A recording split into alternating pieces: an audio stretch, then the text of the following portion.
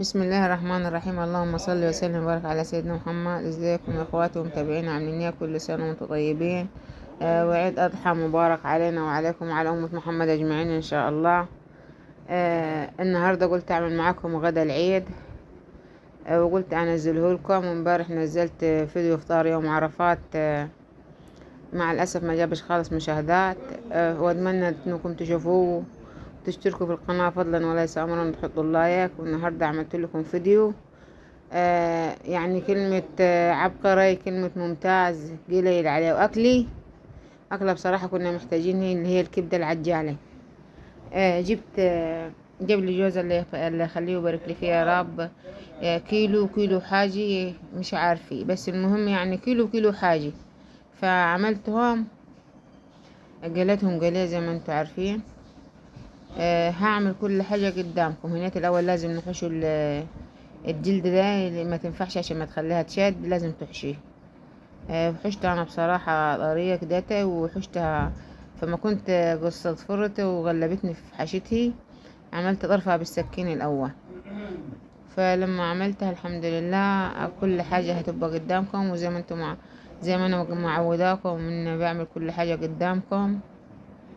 عشان بالنسبة للبنات المقبلة على الزواج جديد، البنات اللي تدخل مطبخ جديد، يبقى كل دي الجلد اللي وريتهولكم، دي الجلد اللي حشته منيه، اللي هو كان كاسر وش ده.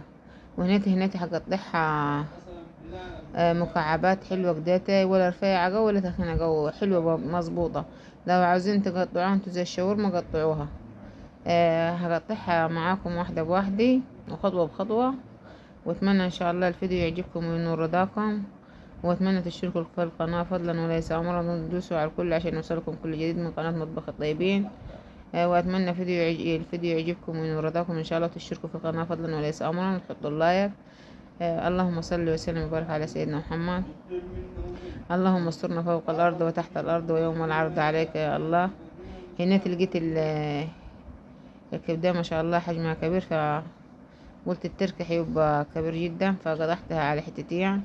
وديني معذرة يعني انكم ما غسلتهاش انا الكبدة، ولما قطعتها ما غسلتهاش. لازم تخليها كده بكل قيمة الغذاء بتاعها. فقلت لا، انا مش هغسلها، انا كل مرة اغسلها مش هغسلها. فالحمد لله ما غسلتهاش. والحمد لله برضك طلعت ما شاء الله الطعم فوق الخيال. وبألف هنا وشفا علينا وعليكم. واتمنى كده يا رب الفيديو يعجبكم وينور رضاكم.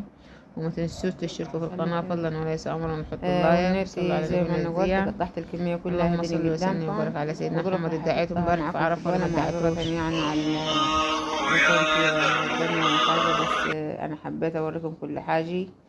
فقلت يعني لازم اوريكم كل حاجة بتفاصيلها زي ما انا معوداكم على اني اعمل الفيديو معاكم آه، مظبوط وماشية معاكم خطوة بخطوة.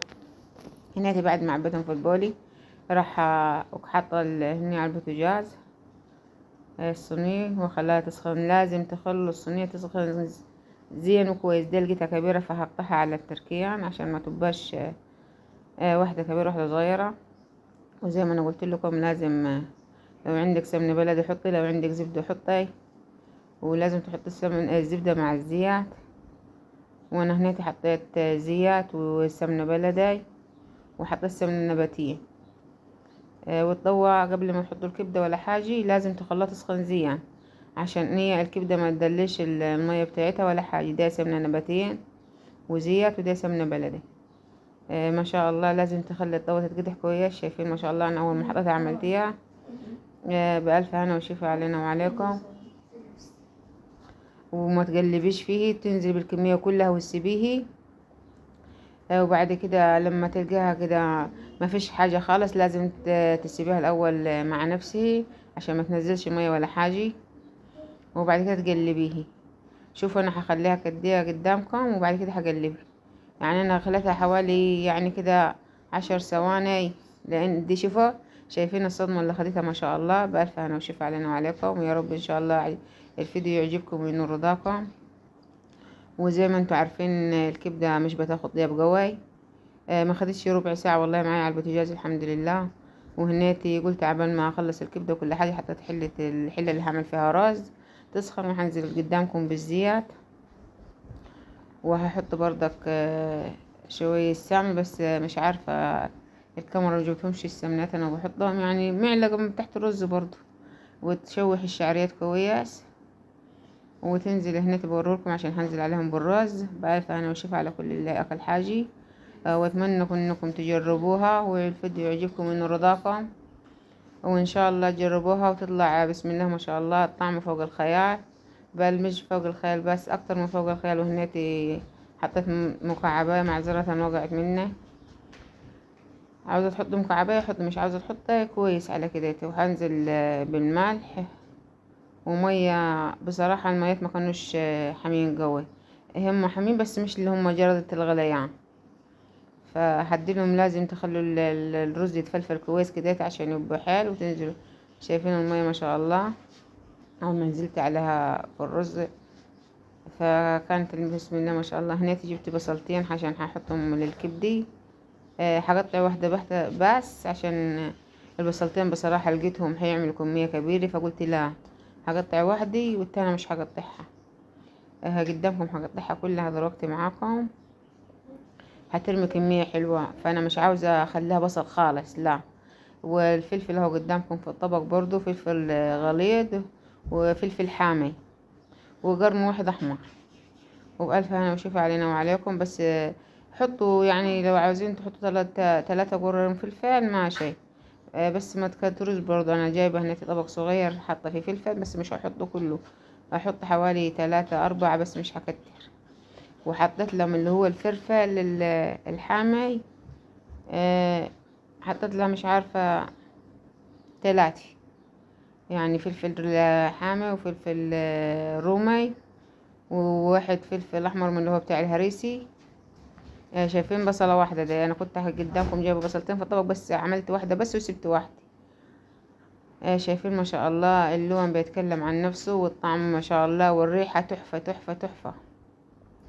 وبألف هنا وشفا، اتمنى انكم تجربوها والفيديو يعجبكم وينور رضاكم ان شاء الله. ولو جربتوه مش هتندموا بنفس الطريقة اللي انا عاملاها بجد. بصراحة الطريقة كانت فوق العبقري. ده معلقة توم انا انتوا عارفين التوم مخلصاه في الفريزر، وده ليموني هحطها عليها. لازم تحصر عليه ليموني عشان ده الليمونة بتخليه في حتة تانية. وتحط ربع كوباية خل. شايفين البصلة هي قاعدة ما حطيتهاش، حطيت بصلة واحدة بس. ده هحط ربع كوباية خل، وهحط فلفل اسود، وده هرسة توم برضو. ده هرسة التوم عبارة عن ايه، عن شطة حمراء وتوم. وفي التوم برضو حطها يعني مجهزة انا التتبيلات زي كده، بابا غنوج سمك من ده معلقة فلفل اللي انا حطيتها، ده فلفل اسود، او في ناس بتقول عليه، وده معلقة ملح. بألف هنا وشفا علينا. يعني يقولي من معلقة اللي هي بتاعت السلطة ده الملح، يقولي حطيت معلقتين إلي. وهقلبهم في بعض معاكم، وهنزل بيهم قدامكم في صينية الكبدة برضو. شايفين ما شاء الله. طب والله العظيم الطعم بيتكلم عن نفسه، والريحة قلبة الشقة قلب. وبألف هنا وشفا علينا وعليكم إن شاء الله. الريحة من أول ما أنا حطيت الهريسة والثوم مع بعض والخل، ده معلقة كمون، لازم تحطي لها كمون، الكبدة بتحب الكمون جدا. وبألف هنا وشفا علينا وعليكم. واتمنى ده اهو الفلفل، شايفين ما شاء الله. ما تكتر لهاش فلفل كده عشان يبقى لونها وطعمها بيتكلم عن نفسه. شايفين بسم الله ما شاء الله، اللهم بارك. بألف هنا وشفا علينا وعليكم. واتمنى لو وصلتوا معي لهالدينا تشتركوا في القناة فضلا وليس امرا، وتحطوا اللايك وتدوسوا على الكل عشان يوصلكم كل جديد من قناة مطبخ الطيبين. واتمنى ان شاء الله ان الفيديو يعجبكم وينور رضاكم. ما تنسوش تشتركوا في القناة، ما تنسوش تشتركوا في القناة وتحطوا اللايك وتدوسوا على الكل عشان يوصلكم كل جديد من قناة مطبخ الطيبين. شايفين ما شاء الله. انا هنيتي وريت لكم كل حاجة.